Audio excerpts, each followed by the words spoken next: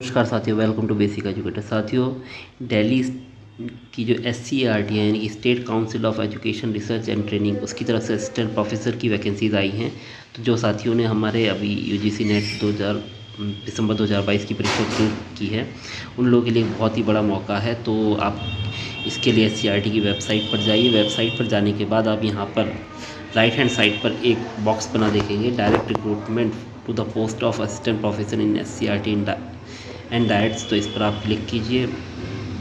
Click करने के बाद ये आपको एक एक्सटर्नल वेबसाइट पर आपको करता है। तो यहाँ पे आपका जो नोटिफिकेशन है वो आपका डाउनलोड हो जाएगा। तो क्लिक हेयर टू अप्लाई पे क्लिक किया मैंने, और यहाँ पे जाने के बाद देखिए साथियों, यहाँ पे आपका एक आ गया है। तो टू रीड एडवर्टाइजमेंट मैं डाउनलोड कर रहा हूँ यहाँ पर, और देख पा रहे हैं साथियों, इस तरीके से आपका जो SCERT का नोटिफिकेशन है। देखिए, competitive examination for recruitment to assistant professor post in SCERT 2023 phase 1। तो ये आपकी 8 तारीख से एप्लीकेशन शुरू है, 26 तारीख इसकी लास्ट डेट है। तो टोटल 99 वैकेंसीज़ हैं, इसके लिए आप अप्लाई कर सकते हैं। इसेंशियल क्वालिफिकेशन क्या है आपके नेक्स्ट 3 में दिया गया है। सर्विंग कैंडिडेट्स जो हैं उनको अपना क्या है, ऑल कैंडिडेट सर्विस SCERT यानी government weather permanent temporary casual inform writing, मतलब कुल मिला के NOC आपको लेना होगा। एग्जामिनेशन सिटीज़ आपके बारे में बताया गया है। एज लिमिट 18 से 45 साल है।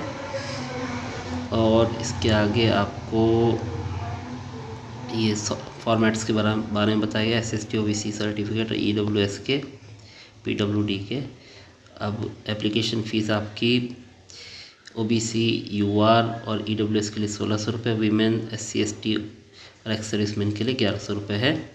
और ये आपकी वेबसाइट दी गई है scert.delhi.gov.in। इस पर आप जाकर अप्लाई कर सकते हैं। मैं बताऊंगा, जो पिछली वेबसाइट थी उसी पर आपको अप्लाई करना था। प्लान फॉर एग्जामिनेशन ये क्या है, यहाँ पे क्या है, देखो, computer based examination shall be consist objective type 150 questions with 4 multiple choice, out of which candidate has to choose wrong one correct answer only. Each question carries 1 mark. For each wrong 0.25 यानी कि 1/4 mark will be deducted. Qualifying marks in CBT is 40% for UR, 34% for SC OBC EWS, 25% for ST. और interview and of qualified candidate in CBT will be conducted in second stage on dates to be notified by SCERT। यानी कि आपका CBT qualify करने के बाद आपको interview के लिए बुलाया जाएगा। डॉक्यूमेंट वेरिफिकेशन के इंस्ट्रक्शन वगैरह आप ये देख सकते हैं अपना।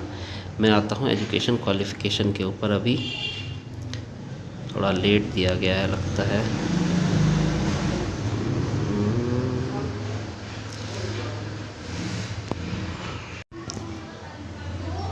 सच इस तरीके से आपकी देखिए वैकेंसीज दी गई है। Assistant professor physics, chemistry, biology, assistant professor mathematics, assistant professor Hindi, English, Sanskrit, Urdu, assistant professor history, assistant professor, अलग अलग सब्जेक्ट की वैकेंसीज दी गई हैं।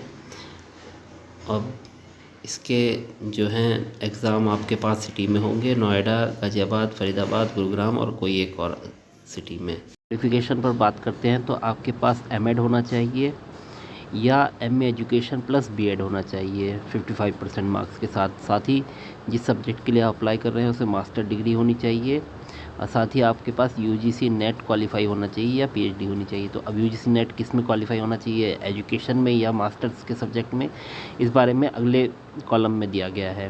तो साथ ही आप देख पा रहे हैं यहाँ पर आपको vocational education and work education, fine arts, performing arts, इसमें M.Ed की कोई ज़रूरत नहीं है। इसमें आपका पोस्ट ग्रेजुएशन डिग्री होना चाहिए, और एजुकेशन में आपका या फाइन आर्ट्स या परफॉर्मिंग आर्ट्स में नेट होना चाहिए।